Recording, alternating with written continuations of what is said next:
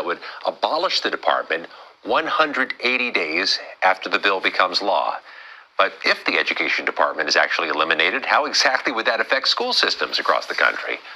Erica Meltzer may have the answer. She's national editor at Chalkbeat, a nonprofit news organization that covers education in the U.S. Erica, let's start right there. Try to draw a line, if you can, between eliminating the Department of Education and K-12 schools or higher ed in America.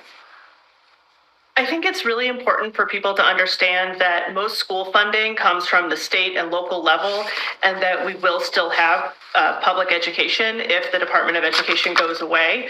The department only goes back about 40 years. At the same time, the U.S. Department of Education provides a lot of important functions. They provide billions of dollars in funding to high poverty schools. They provide guidance around civil rights enforcement and how to best serve children with disabilities. And they provide a lot of higher ed functions as well, for example, running the financial aid system. And so I do think people would notice if the department went away. We know the Department of Education tried to navigate that crisis this year with the free application for student aid, the FAFSA program.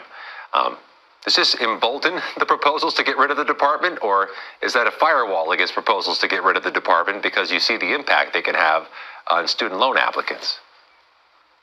I think a lot of the proposals to get rid of the department, sort of what would the impact be? It depends on sort of, like, for example, that's a function. Some people think it should go away entirely. Some people would say that could be handled elsewhere within the government.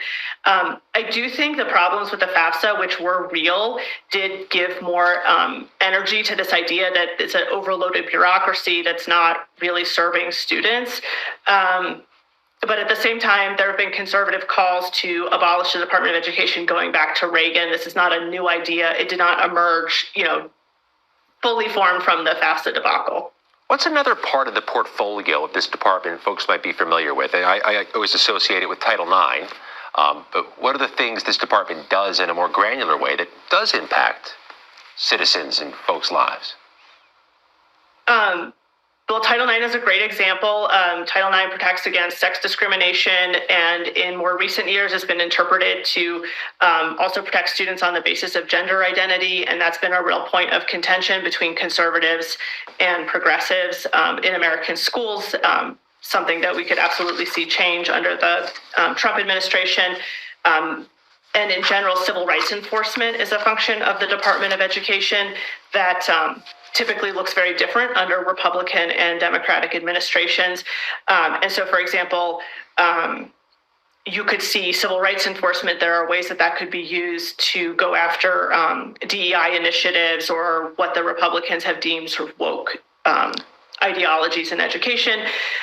They also do kind of boring things like highlight research into educational practices and help schools understand, if you're working with English learners or if you're trying to improve math instruction, here are the things that are evidence-based that could actually help students.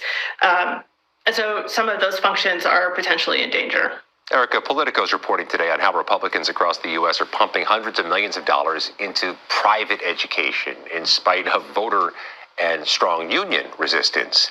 Do those initiatives have enough political support to make an impact, a lasting impact on U.S. education? This is something that's really developing at the state level. We have, I believe, a dozen states now that have universal school vouchers. There's a bunch of other states that could be passing legislation in 2025. And this is a major change in public education that we're sort of in the middle of figuring out what is this going to look like, how many families are going to participate, what is going to be the financial impact. What does it look like if you still have a very robust public education infrastructure? Or are you going to end up with a situation where the highest need students remain in public education and a lot of other families have departed to private education? A lot of that's playing out at the state level. It started to develop under the Biden administration, so it wouldn't necessarily have been stopped if Kamala Harris had been elected. But I think we will see more support for school choice at the federal level under a Trump administration. Just a moment left, Erica.